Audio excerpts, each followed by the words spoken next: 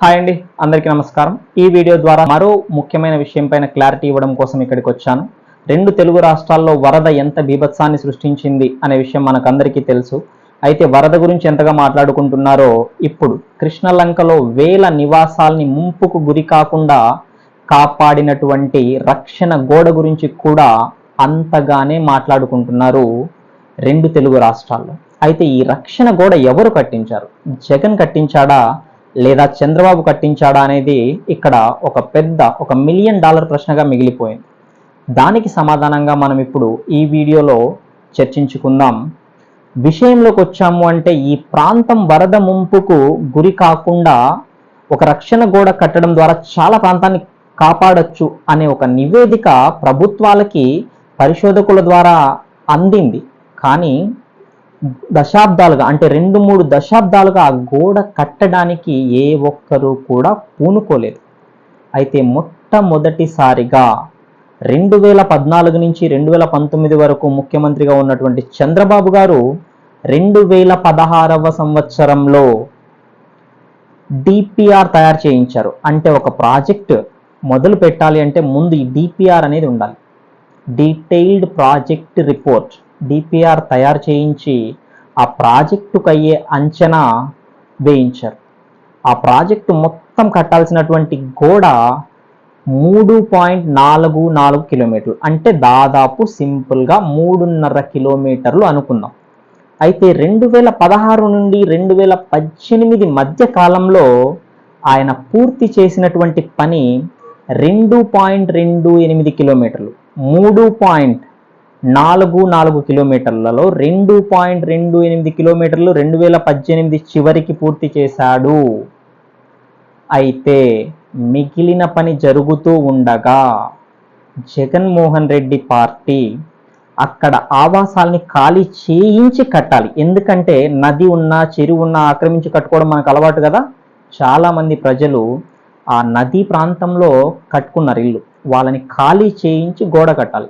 ఆ సందర్భంలో మన పట్టిసీమ ప్రాజెక్టు చంద్రబాబు గారు కడుతూ ఉంటే ఎలా అడ్డుకున్నాడో దీన్ని కూడా జగన్మోహన్ రెడ్డి అలాగే అడ్డుకున్నాడు. అయినా కట్టడానికి శతవిధాలుగా ప్రయత్నించారు. వాళ్ళకి పునరావాసం కల్పిస్తామని హామీ ఇచ్చారు, దాంతోపాటు కొంత నష్టపరిహారం ఇస్తామని హామీ ఇచ్చారు. అయినా కూడా అది చాలదు అనేసి కొందరు ఒప్పుకున్న మిగిలిన వాళ్ళతో కోర్టులో జగన్మోహన్ రెడ్డి కేసులు కూడా వేయించి దాన్ని ఆపేశాడు. ఆ తర్వాత 2019లో ఇది మొత్తం నమ్మడానికి సాక్ష్యం, 2019లో ఈ గవర్నమెంట్ ఫామ్ అయిన కేవలం 2-3 నెలల్లోనే వచ్చిన ఒక వరద ఉధృతి చంద్రబాబు గారు కట్టిన గోడపై నుండి అనిల్ కుమార్ యాదవ్ అనే ఒక పనికిమాలిన ఎమ్మెల్యే, కొడాలి నాని అనే ఇంకో పనికిమాలిన ఎమ్మెల్యే చంద్రబాబు గారి ఇల్లు మునిగిందా లేదా అని అదే గోడపైకి ఎక్కి వీళ్ళ ప్రభుత్వం వచ్చిన కొత్తల్లో వచ్చిన వరదల్లో చూశారు.